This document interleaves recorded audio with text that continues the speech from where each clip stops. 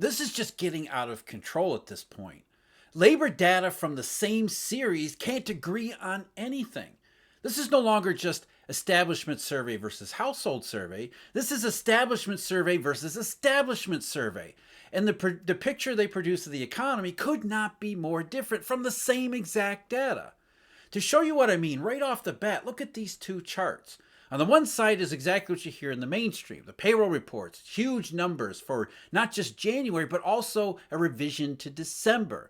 The labor market looks absolutely terrific. But yet look at the other side. Hours worked and average weekly hours have plummeted down to nearly the pandemic lows, the lockdown lows. This data is drawn from an exact same source. How can this possibly be? Is the labor market doing really well, as the one says, as the mainstream says? Or is the same data, which looks pretty awful and getting worse, more representative of the actual economy? When you stack up all of the statistics together, including the household survey, which didn't really change in January from its awful December, more and more of it is actually looking like the hours part of establishment survey, leaving the headline numbers more and more isolated. So how do we make sense of all of these labor statistics? Because there's a lot going on here. We've got benchmark revisions, we've got population control factors. In addition to hours, we got really weak hourly earnings. What is the labor market doing, and what does it tell us about the state of the overall economy? The best place to start is with the benchmark revisions to the CES, or the current employment statistics, which we all know as the establishment survey. That's the number that everyone pays attention to. The monthly change in the establishment survey is supposed to tell us exactly what's happening in the labor market. It is the gold standard for policymakers and economists. And the reason it's gold standard, or it's treated as a gold standard, is because it is highly statistically manipulated.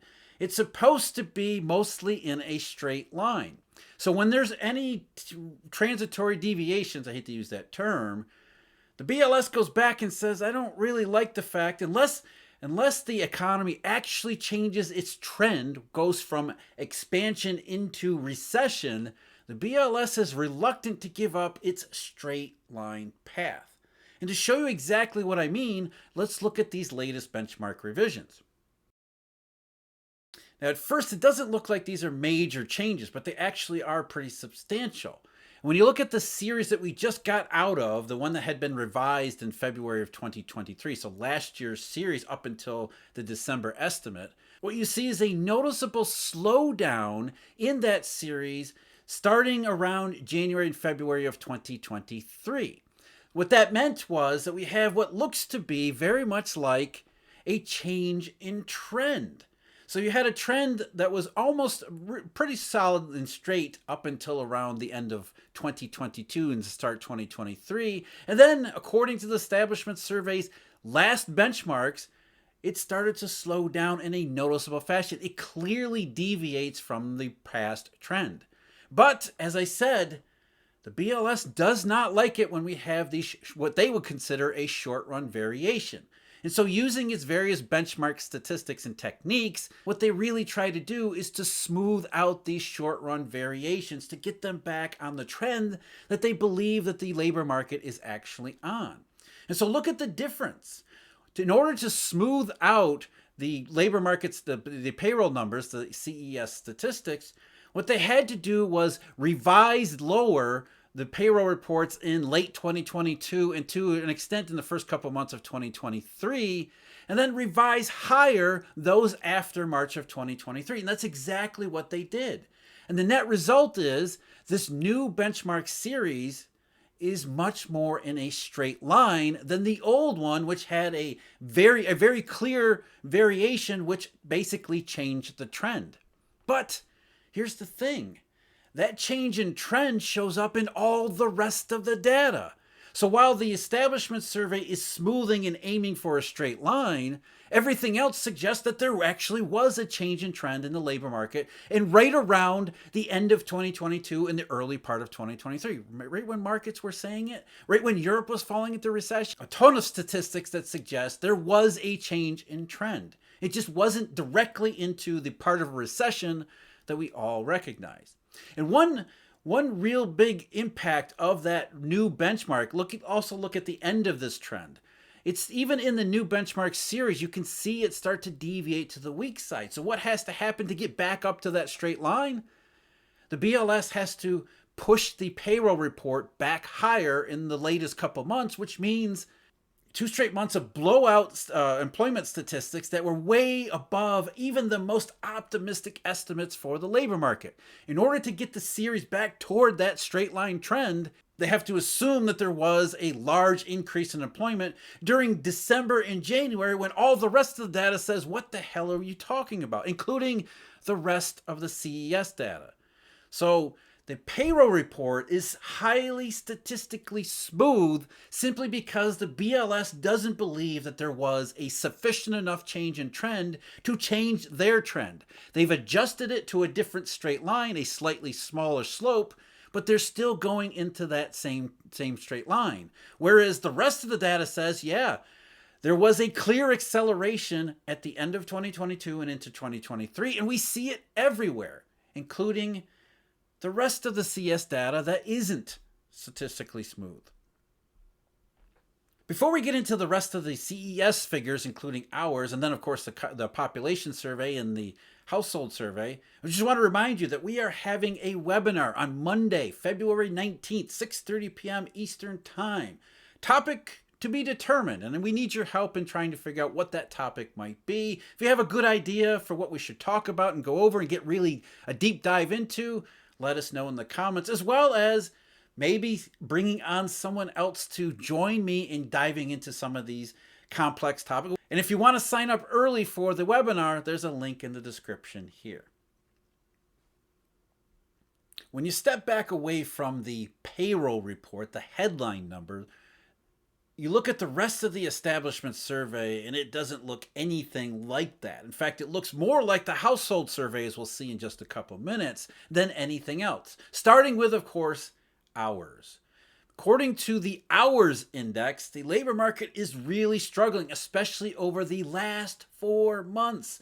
This same period of time, which keeps coming up time and again in the labor statistics, including all the rest of the BLS statistics. Starting with JOLTS. Remember, we've talked about JOLTS and the hires rate, which fell very sharply during this 4-month period. Well, here we are with hours worked, which suggests that employers are working their workers much less per worker than they had been previously. The hours worked index minus 0.3% in January. That's completely the opposite of the headlines payroll gain number, which was 350 some thousand. So according to the hours number, it could not possibly be any different. And it's not just January. Back in December, the hours index fell by 0.1%. It was positive in November, but it had been negative in October. So over the last 4 months, the hours worked index is down in 3 of them. And the total change over that 4-month period is minus 0.26%, which is obviously the worst since 2020. And it would actually have been the worst since 2009. So hours are down sharply in a 4-month period, which increases the chances that something really is happening here. Employers are reacting to weakness in the economy, not strength. It doesn't appear like they're needing to work more. And if they are hiring workers, the workers they're hiring, they're working them up. They must be working them a lot less. So this weakness in hours over the last 4 months, that matches what we've seen in the household survey, especially full-time jobs. So the CES figures aren't corroborating the headline CES figures, they're corroborating the CPS numbers.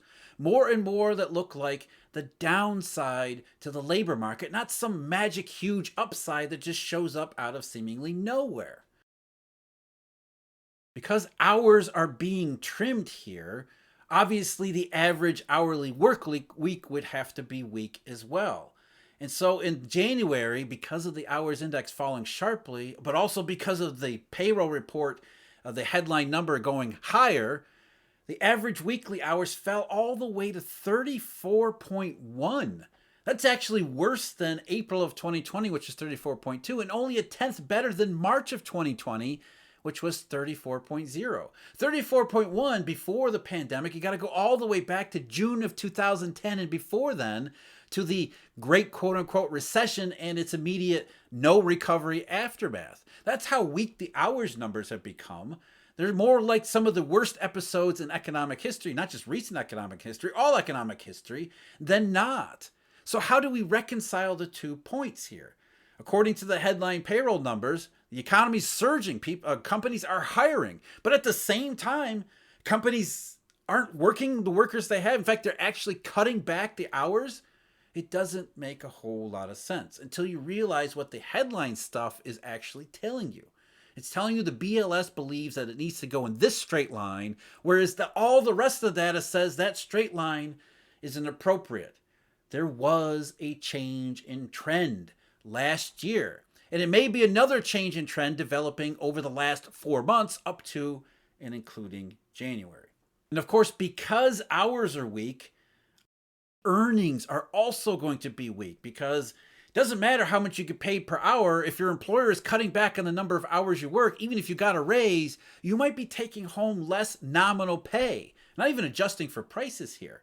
According to the BLS CES survey, again, the same numbers, average weekly earnings actually declined in January. During this period where apparently employers can't hire enough workers, weekly pay is actually going down, which again is a sign that companies are trying to control their costs, not add more to them.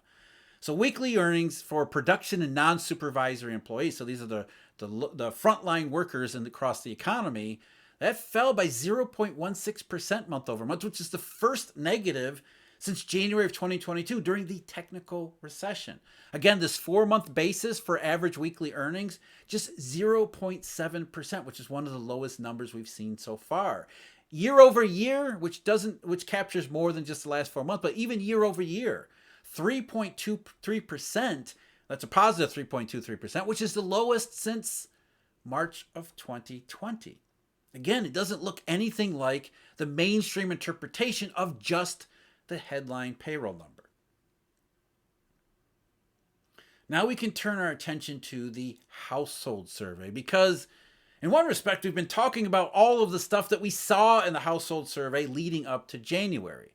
Now, the household survey has its own problems too. And by problems, I mean statistical issues. The household survey, oh boy, it's benchmarked to population estimates, which is why it's called CPS, or current population statistics, because the BLS doesn't go out there and just count the number of people who are working. They sample what they say, I think it's around 40,000 people, or is it 80,000 people, 120,000. They sample a whole bunch of people and then kind of put them into categories and according to identifying characteristics. And then they turn to the Census Bureau's in between census population estimates, and then they construct their employment numbers from there. So if the Census Bureau reduces or increases their annual estimates of the population, it has an impact on the household survey, which takes its numbers or matches its numbers with those population estimates. Every January, they add or subtract from the overall total that has nothing to do with any changes in the employment situation. So the population control factor for January, the overall civilian non-institutional population was minus 625,000, which meant they applied about half of that, or minus 299,000, to the labor force, and employment was minus 270,000. So keeping that in mind, the month-over-month change for the employment in the household survey was minus 31,000. But that includes the population control factor, which means after you take that out, the household survey was likely higher by about 239,000. But that was after falling 683,000 in December, a big increase in November, and a big decline in October. So you have a 4-month period where the household survey, even adjusting for this population adjustment, was likely substantially lower. Again, we're getting into a consistent picture, even with the CES data. Full-time jobs, the huge decline in December by 1.5 million. Unadjusted, those fell further in January by 63,000, though, again, population control. So likely, according to the household survey, those might have been a little bit higher, but nowhere near enough to offset the huge decline in December.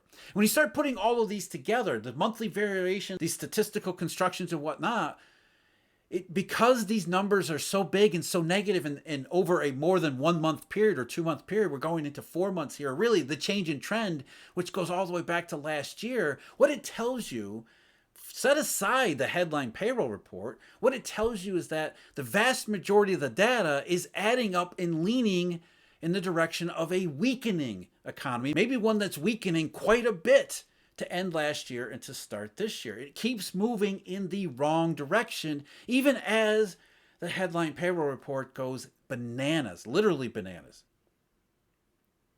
The labor force, of course, declined in January, not adjusting for population control factor. So what that meant was the unemployment rate was steady at 3.7%. But we should note that the U6 rate, or underemployment rate, did tick up to 7.2%, which matches October for a new cycle high. So when you put all of these statistics together, the CES, the full CES, with the current population statistics, or CPS, what you get is a half recession.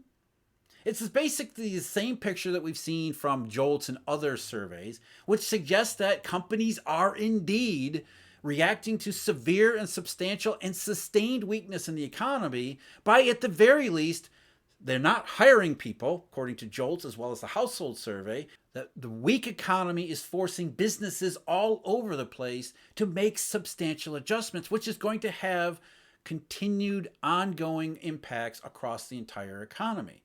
The best that you can say to try to reconcile taking the headline CES numbers at face value with all the rest of everything is that maybe there is a subset of the employment market that is actually hiring tons of people. Maybe it's a bunch of large companies or a bunch of bars and restaurants, because we see that in leisure hospitality jobs.